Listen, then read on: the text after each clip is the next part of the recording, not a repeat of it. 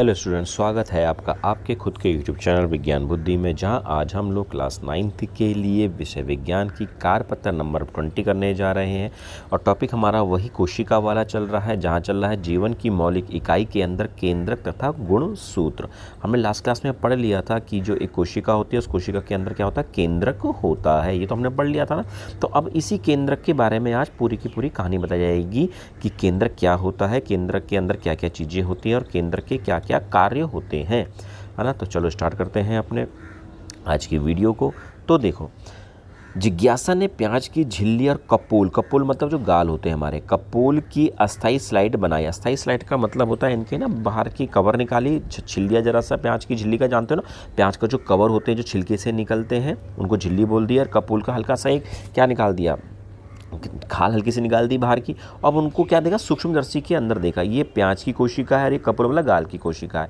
अब हम सर क्या ना, देखो लाइलेंसी बन रही है और हर लाइन के अंदर आपको गहरे गहरे बिंदु दिखाई दे रहे हैं, काले रंग के दिखाई दे रहे हैं, काले काले रंग के। प्याज की कोशिका में भी और कपूर की कोशिका में ये देखो दिखाई दे रहे हैं काले काले से ये बिंदु, गहरे गहरे से काले काले से बिंदु आप सबको दिखाई दे रहे हैं। तो दीदी बोलती है ज्ञान से, ज्ञान इन चित्रों में ये गहरे बिंदु क्या है और इनके क्या कार्य हैं। तो पहले तो दीदी बताती थी, पर आज दीदी ज्ञान से पूछ रही है। ज्ञान तो खुश हो गया, पागल हो गया। ज्ञान कह रहा देखो भैया मैं बता रहा हूँ दीदी आपको भी क्या होती है काले काले गहरे गहरे बिंदु। तो बोलता है दीदी इन्हें केंद्रक कहते हैं। इनके ऊपर केंद्रक झिल्ली की परत होती है जिसमें छोटे छोटे छिद्र होते हैं। इन छिद्रों से कोशिका द्रव अंदर और बाहर आता जाता है। इसे कोशिका को ब्रेन मस्तिष्क भी कहते हैं। तो अब समझाऊं जरा सा मैं। तो हमारा ना ये कोशिका है, इस कोशिका के अंदर ये होता है केंद्रक। ये क्या हो गया आपका केंद्रक, और इस केंद्रक के चारों ओर होता है हमारा क्या, केंद्रक झिल्ली, कवर होता है। केंद्रक झिल्ली का कवर होता है। झिल्ली बता दी है मैंने, पर्दे ऐसी चीज़ें होती हैं।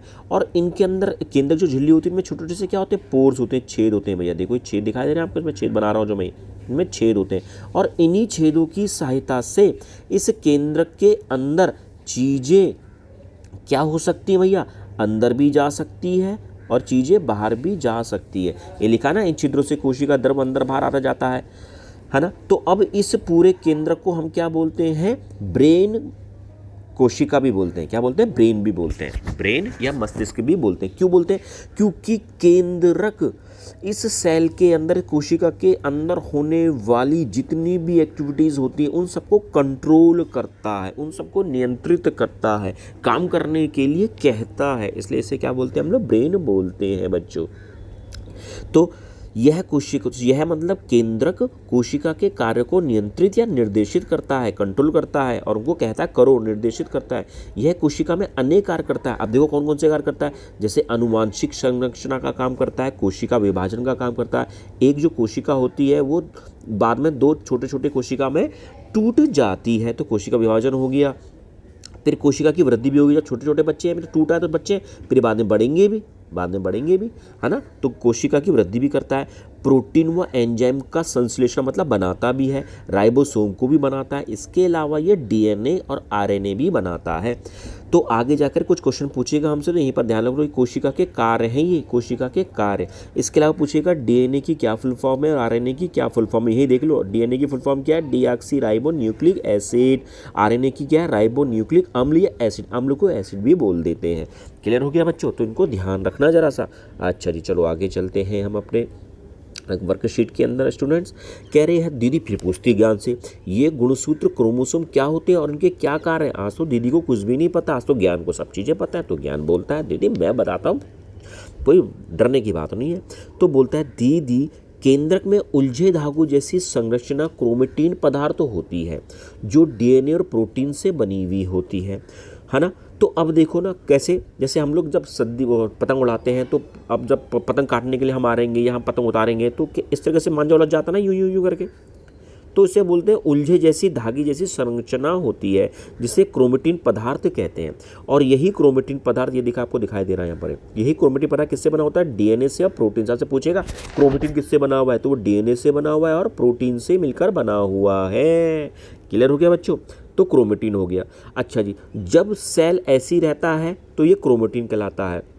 ये क्या कहलाता है? क्रोमेटिन कहलाता है। पर जैसे ही सेल टूटना शुरू होता है दो पार्ट्स में, तो जो ये क्रोमेटिन होता है, धागे जैसी संरचना होती है, यह है चेंज हो जाती है किसमें?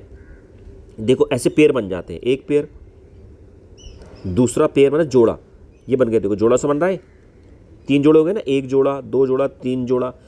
तो ये क्रोमेटिन जो होता है ये किसमें चेंज हो जाते हैं? गुणसूत्र में बदल जाते हैं।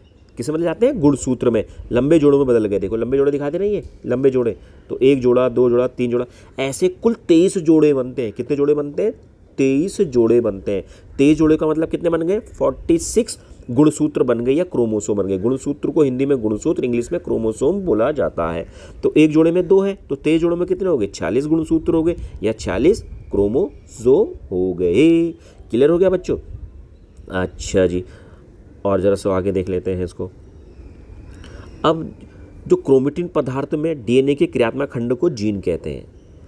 तो ये बता देना कि क्रोमेटिन पदार्थ होता है किसी जीव के कोशिका केंद्र में गुणसूत्रों की संख्या निश्चित होती है। मानव में गुणसूत्रों की संख्या 40 या 23 जोड़े होते हैं। क्रोमेटिन पदार्थ में डीएनए के क्रियात्मक खंड को जीन कहते हैं। जीन की परिभाषा पूछेगा तो यह है जीन की परिभाषा कि क्रोमेटिन पदार्थ में डीएनए के क्रियात्मक खंड मतलब काम करने वाले खंड को जीन कहते हैं। और इन जीन्स का क्या काम है? ये देखो भैया, जीन्स का क्या काम है।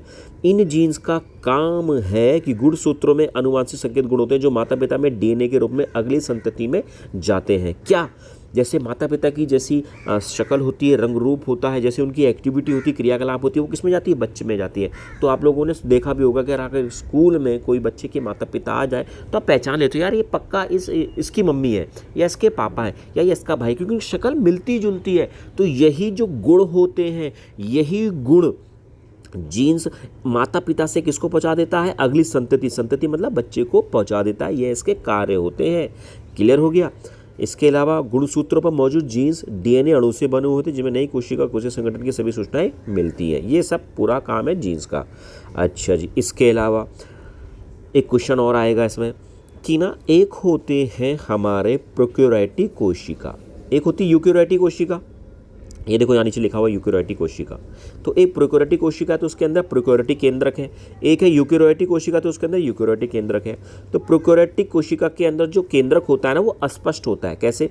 मतलब ये प्रोक्योरैटिक कोशिका है, इसके अंदर जो केंद्रक होगा ना वो ऐसा है, ये केंद्रक हो गया भैया। पर जो हमारा होता है यूकेरियोटिक के अंदर, देखो कोशिका, कोशिका के अंदर ये सेल, केंद्रक, और केंद्रक के बाहर क्या होता है बच्चों? फिर केंद्रक झिल्ली। कोई बताई थी ना केंद्रक झिल्ली। बस ये हमारा है यूकेरियोटिक और ये प्रोक्योरैटिक का। तो प्रोक्योरैटिक के अंदर देखो भैया, कुछ समझ में नहीं आ रहा है कि कैसे केंद्रक दिया हुआ है। बस ये अंतर है बच्चों। तो आज की कहानी यहाँ पर ख़त्म कर दी है। और ये कुछ क्वेश्चन है, इनके क्वेश्चन मैं लिखने खाली समझाऊंगा। तुम्हारे उसमें दिए हुए भी हैं बच्चों, ये देखो सब करा रखा मैंने। कह रहे प्रोक्योरैटिक यूकेरियोटिक के केंद्र में क्या अंतर होता है? प्रोक्योरैटिक के केंद्र को क्या बोला जाता है? केवल ये ध्यान दो बस। अब देखो पहले का आंसर कि कहाँ पर गया, ये प्रोक्योरैटिक कोशिका में केंद्रक अस्पष्ट होता है जिसे केंद्रिकाय कहते हैं। केंद्रकाय कहते हैं, केंद्रकाय, है ना। और जो यूकेरियोटिक होता है उसके केंद्र को हम केंद्रक ही बोलते हैं, और वो क्या होता है? स्पष्ट होता है। तो यहाँ पर अस्पष्ट लिखा है, वहाँ पर क्या लिखेंगे? यूकेरियोटिक कोशिका में केंद्रक स्पष्ट, क्या लिखेंगे? स्पष्ट होता है जिसे केंद्रक कहेंगे, जिसे केंद्रक कहते हैं। बस खत्म। ये पहले का आंसर हो गया। दूसरा, डीएनए व आरएनए का पूरा नाम लिखिए और डीएनए कोशिका में कहाँ पाया जाता है? ये लो भैया, डीएनए और आरएनए का पूरा नाम, ये दूसरा क्वेश्चन है। डीएनए और आरएनए की फुल फॉर्म, और कहाँ पाया जाता है? यह पाया जाता है केंद्रक में। कहाँ पाया जाता है? केंद्रक में पाया जाता है। खत्म।